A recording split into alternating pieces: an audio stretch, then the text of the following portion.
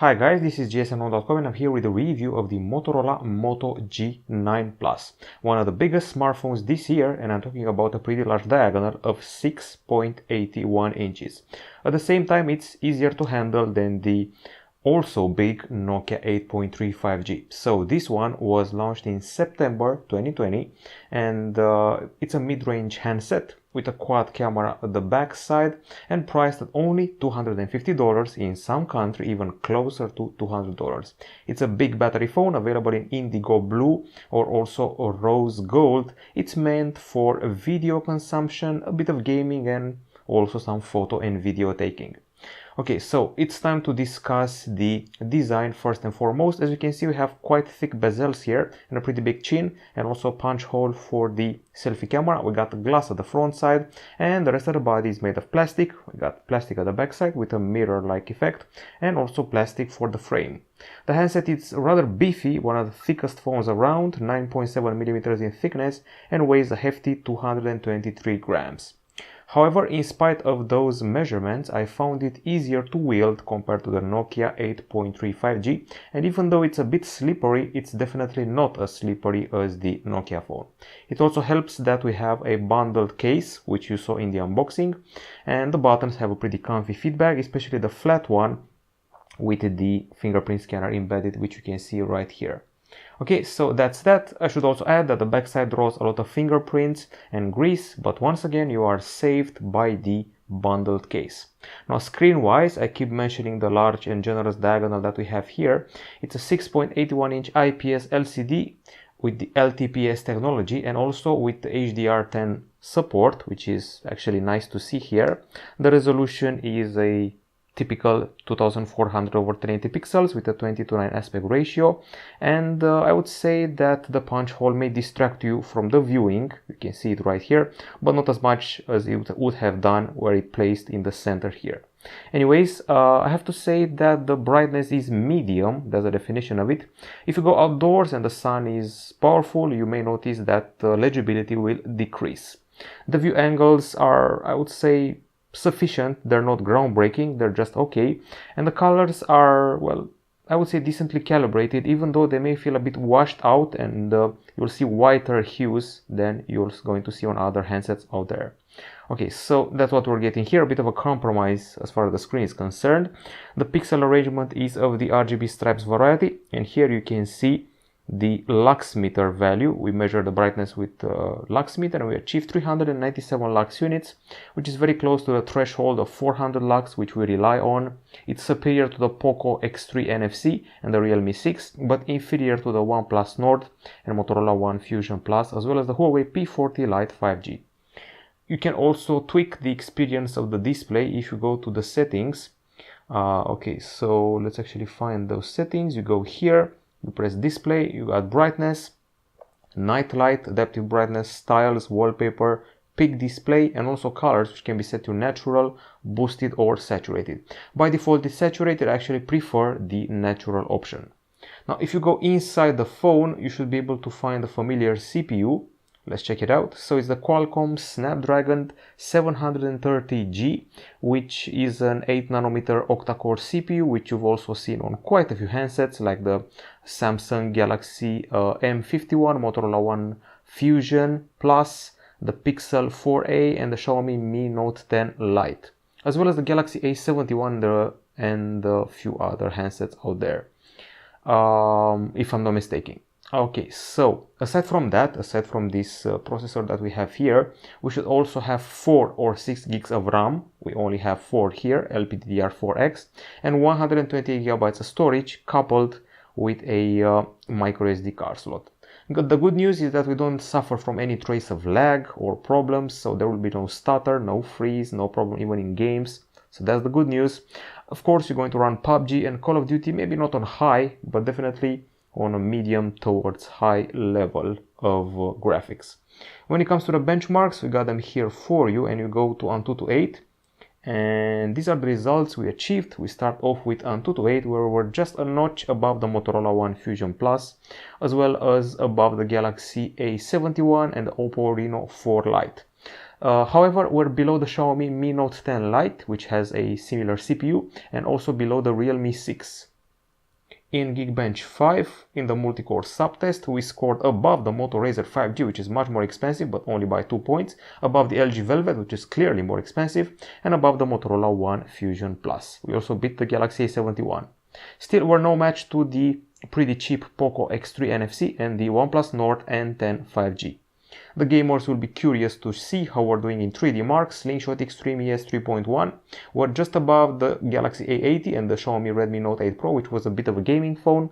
Also above the Motorola One Fusion Plus, but below the Realme 6, Poco X3 NFC and the Huawei P40 Lite. So we're basically in between the typical Snapdragon 730 phones and just below the Snapdragon 765G. We also did other tests which go hand in hand with performance, temperature tests, and I will be happy to inform you that in benchmarks we didn't surpass 31.5 degrees Celsius, while in games we didn't go past 34.5 degrees Celsius, so there is no overheating here. Now, battery wise, Motorola has been putting generous batteries on its phones for a while now. This is no exception, and this big screen is accompanied by a large 5000 mAh battery with 30 watt charging.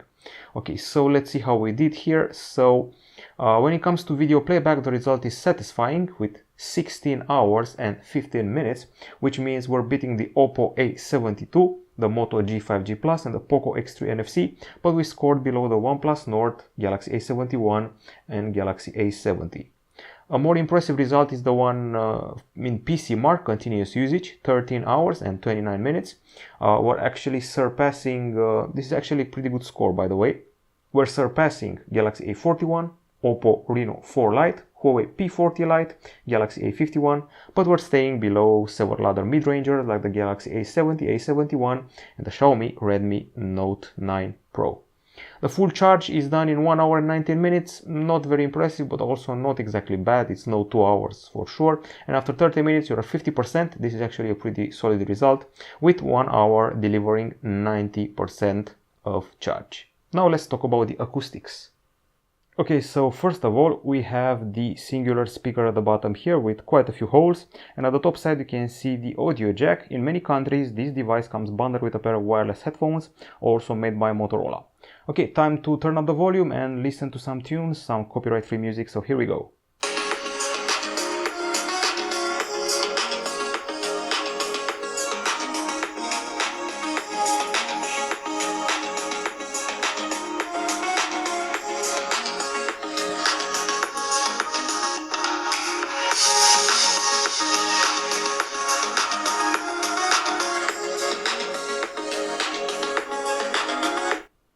A bunch of conclusions. So you're definitely not going to cover the speaker in landscape mode. The orifices are just out of the way of my finger.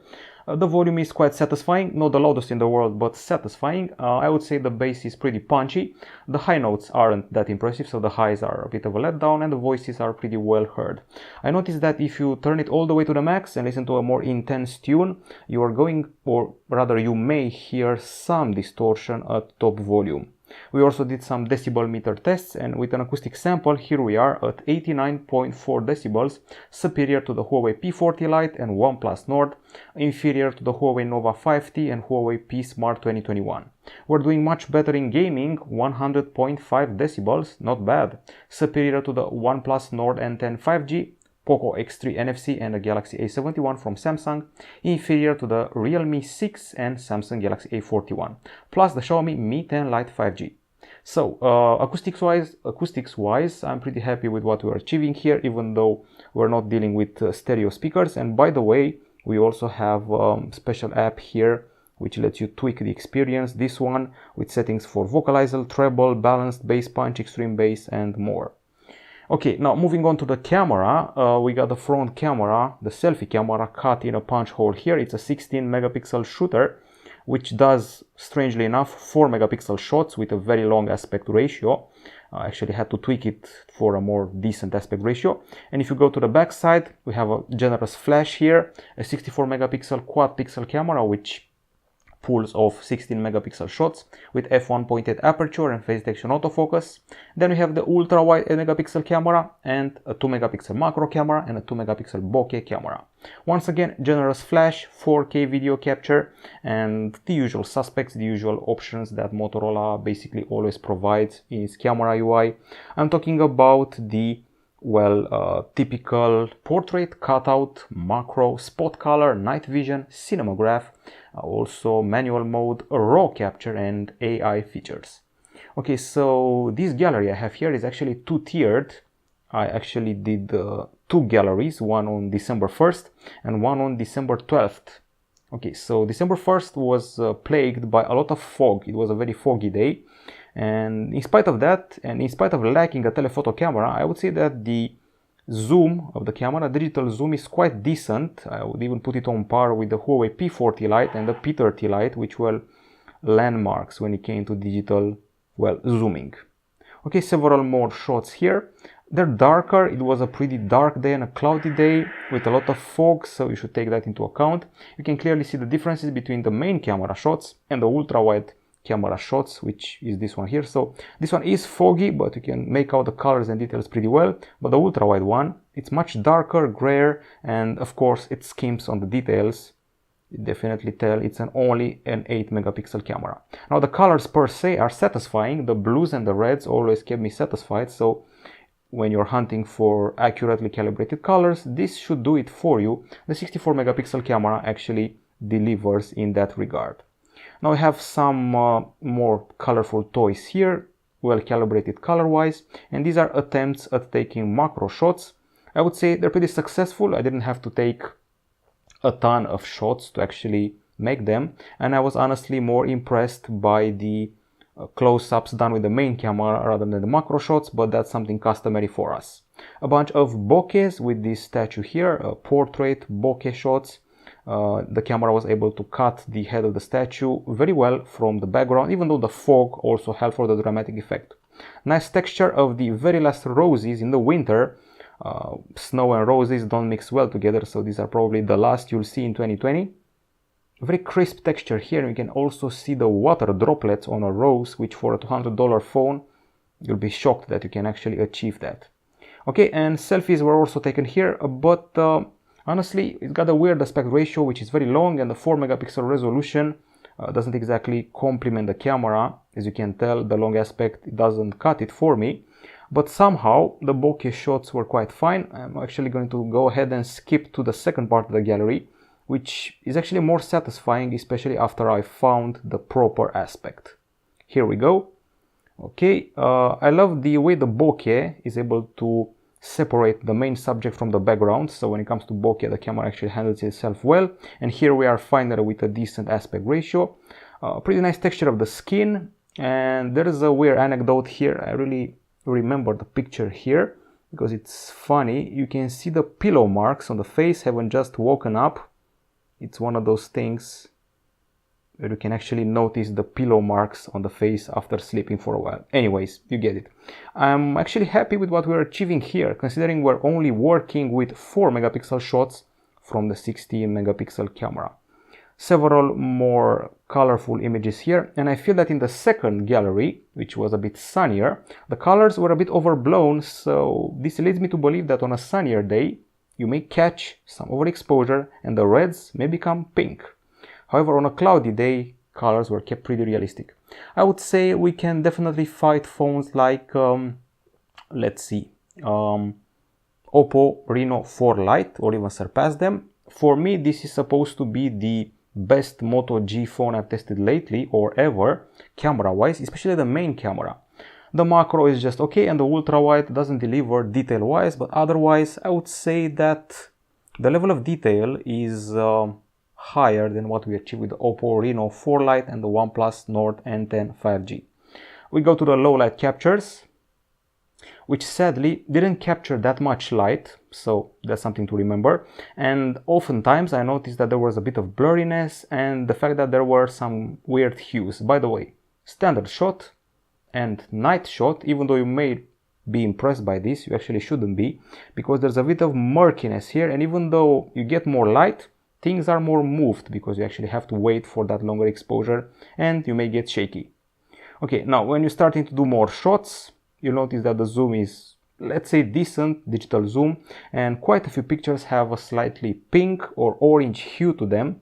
Pink, orange, and more as you progress. Obviously the ultra wide cannot cope with this situation, so it's best to stay away. The ultra wide shots will overblow the light sources, they will change the color, and this is the night mode, which makes everything a bit warmer. And I know it's brighter, but in the end you really may wake up with some moved images. Okay, an ultra wide shot, just 10 megapixels and losing quite a few details, so not the best ultra wide camera. I've seen a better, not the best night mode camera. I've seen phones pulling off better results, but if you stick to the night mode and you're patient enough and you have stable hands, you should deliver some decent enough results for your social media needs. Definitely not a landmark. I remember that last year we had 1 or 2 Motorola phones which were landmarks in low light capture. Now when it comes to the video, I actually think I've done too many because we have 14 videos and in general about 8 should be enough. So this is video number 1, which tests the stabilization on a cloudy day. It's not flattering. Everything is washed out and murky, pretty foggy. There's a lot of shakiness and the exposure is a bit off. However, I also have another video which tests the stabilization, this time shooting in 4K, and it's a bit better, even though there's a bit of trepidation if you look at the ground. So if you really want to film when moving around, 4K is the way. I'm pretty happy with the selfie video capture, even though it's quite shaky. It's too bad because we have a lot of details in the background and the face texture is pretty believable. Okay, and this is the focus test, focusing on the foreground and then the background in a pretty fast and accurate manner.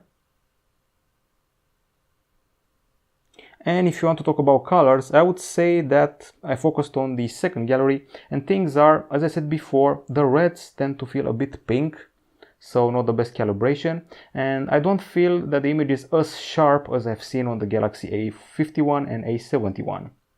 We're just between something like the Poco X3 NFC and the Samsung Galaxy A phones, and the colors feel a bit too intense for my liking at times. This is also seen here. These are most times 4K videos. I didn't stick to Full HD.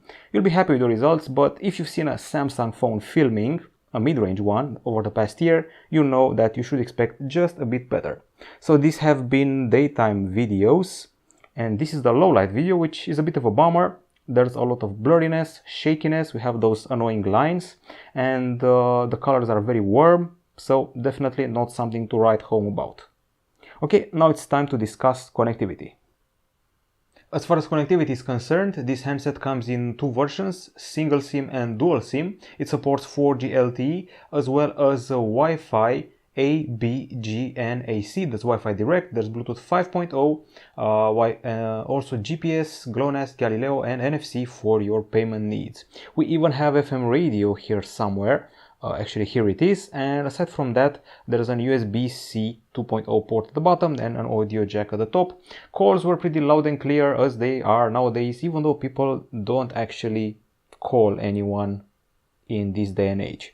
Okay, now I'm in the screenshots area because I want to show you the results we achieved with the app called Speed Test from Ookla. And as far as the Wi-Fi is concerned, we got up to 220 megapixels in download, which is actually not bad, but also not a record breaker, and 24.7 megapixels in uploads, so 220 downloads, 24.8 uploads, and on 4G 193 megapixels downloads and 52.2 megapixels uploads are the max we achieved. Once again, not the best in the world, but for $200, $250, I would say it's doing a fine job, this Motorola handset Moto G9 Plus. Now, if you want to talk about the software, you can basically revisit all the other reviews we've done in the past year for a Motorola phone. This is Android 10 in a stock experience. You can see that clearly. This is the drop-down area with the quick settings and the notifications. We're using gestures for the recents as well as the back and well, a home. You can do a split screen thingy. Let's see what else. You got the Google News feed here. For the sake of security, you can use this fingerprint scanner in the power button, and I'm going to show you how it works. So this is the wrong finger, this is the right finger, and instantly unlocks it. You can trigger Google Assistant with this ribbed side button, Google Assistant button from here, physical one. Aside from that, it's a stock experience. If you keep the screen pressed, you can go to the widgets. They're all vanilla, straight from Google, no modification from Motorola. The single thing that Motorola actually did here is implement the Moto app with a bunch of customizations and options. So if you go here, we got personalize, where you can mess with styles, wallpapers and layout, choose custom fonts, colors, icon shapes, layouts and more. Then we have the gestures.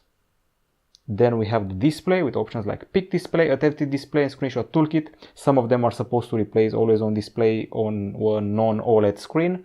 And then we have the gaming features like game time, or have the audio effects and media controls. Game time is useful for gamers, and these are the settings it provides, usually blocking annoying stuff while you're gaming. Now, aside from that, there's the settings area, which is stock as well, with options related to connectivity, battery, display, sound, storage, privacy, location, security, or there's also face unlock, not very secure without a special sensor, and digital well-being and parental control. The pre-installed apps are a straightforward affair. It's everything that Google throws towards you. There's a calendar, there's a Google Assistant, there's Chrome, we have Drive, Docs, Files, there's Google Fit, Gmail, Google One, Home, Maps, Photos, News, you get the gist of it. We also have Spotify, YouTube, YouTube Music, and Facebook, which are pre-installed as well. So I think it's high time that we headed towards the verdict for the handset. Of course, we have pros and cons. On the pro side, as I said before, there are wireless bundled headphones with this handset in some countries all over the globe. We have a big screen here, which is satisfying in videos and games. We also have a pretty solid battery life and a decent charging. The bass is, well, pretty good for the bottom speaker. It's a quite loud speaker. When it comes to the camera, I can easily confirm that we have some nifty colors, well calibrated colors and pretty nice details, and the selfies weren't half bad in spite of the weird resolution and aspect. Okay close-ups, fast connectivity, fast fingerprint scanner, a clean software, Android 10, and those are the pros. On the cons side, well, the phone is rather big and a bit slippery. The colors of the screen feel a bit washed out compared to other IPS LCDs, and there's a bit of distortion for the music at top volume. The details are poor for the ultra-wide camera. The low-light photos and videos were a bit underwhelming, and video capture was a bit shaky. So those are the cons. In the end, people may find this as a cheaper alternative to the huge Nokia 8.3 5G. To be honest, the camera isn't that far, that one has double or even triple the price, but the camera, well, you wouldn't tell from judging by the two of them. It's comfier than the Nokia 8.3 5G, it's much cheaper, and at the same time it delivers, let's say, similar performance, even though the CPU doesn't go as high. So if you don't have the money for a Samsung Galaxy A71, A51 or a Nokia 8.3 5G, this one may be for you if you don't require a 5G connection. But if you want a pretty solid main camera, some nice selfies, and a battery which can easily last 1.5 days or even 2 days. This is it from us, gsn.com. Hope you enjoyed the review of the Moto G9 Plus. Bye bye.